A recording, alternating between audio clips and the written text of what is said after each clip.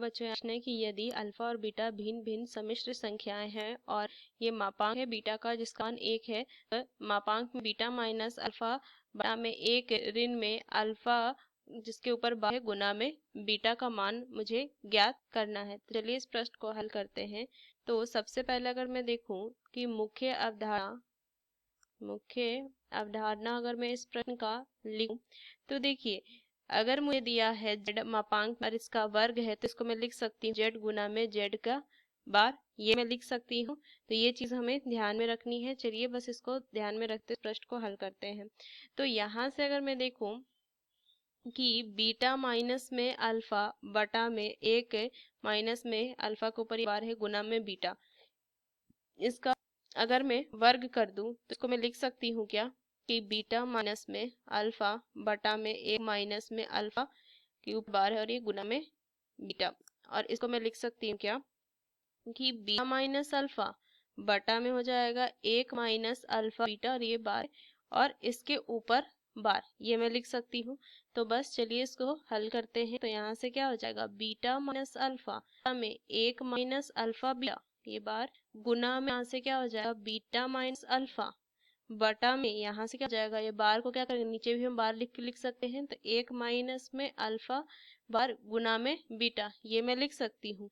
अब आगे देखिए यहाँ से मान कितना हो जाएगा बीटा माइनस अल्फा अपॉन में यहाँ से क्या हो जाएगा बटा में 1 माइनस अल्फा के ऊपर ये बार है गुना में बीटा। अब देखिए यहाँ से क्या हो जाएगा, इसको मैं अलग अलग करके लिख सकती हूँ। तो बीटा बार माइनस में अल्फा बार और यहाँ से मान कितना हो जाएगा 1 माइनस में, देखिए यहाँ से अल्फा के ऊपर कितना है 2 बार, तो अल्फा हट जाएगा और ये हो जाएगा बीटा के ऊपर बार, ये मैं लिख सकती हूँ।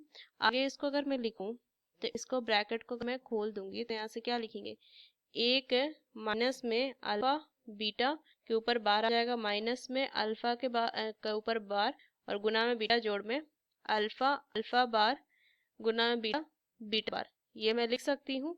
अब देखिए ऊपर कितना आ जाएगा, ये आएगा बीटा बार माइनस में बीटा गुना alpha bar minus alpha beta bar और प्लस में अल्फा गुना अल्फा बार, ये लिख सकते हैं।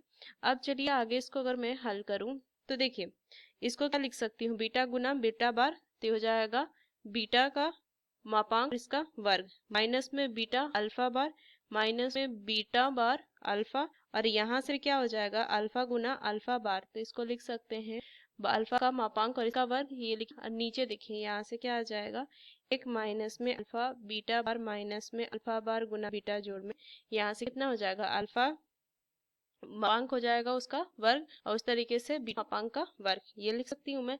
तो अगर देखिए इसका मान कितना हो जाएगा, हमें दिया हुआ है ना, ये मान दिया हुआ है कि बीटा का मापांक का मान 1 है। तो इसको अगर मैं लिख दूं कि बीटा का जो मापांक का मान है वो, तो इसको ध्यान में रखते हुए यहाँ से वैल्यू रखते जाएंगे तो 1 माइनस में कितना हो जाएगा बीटा गुना अल्फा बार माइनस में बीटा बार गुना में अल्फा जोड़ में ये अल्फा का मापांक ये वर्ग हो जाएगा।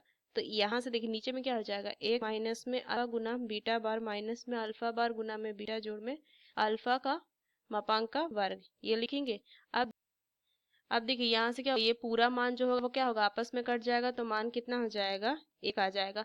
तो यहाँ से मैं लिखूंगी क्या कि बीटा माइनस अल्फा बटा में 1 माइनस अल्फा गुना में बीटा, इसका जो वर्ग था इसका मान कितना आ गया 1 आ गया। तो इसका मान हमें क्या वर्ग का मान तो ज्ञात नहीं करना है, हमें ज्ञात क्या करना है मापांक में बीटा माइनस अल्फा बटा में 1 माइनस अल्फा बार गुना में बीटा का मान हो जाएगा वर्ग 1, जिसे मैं 1 भी लिख सकती हूँ। तो ये इसका सही उत्तर आ जाएगा 1।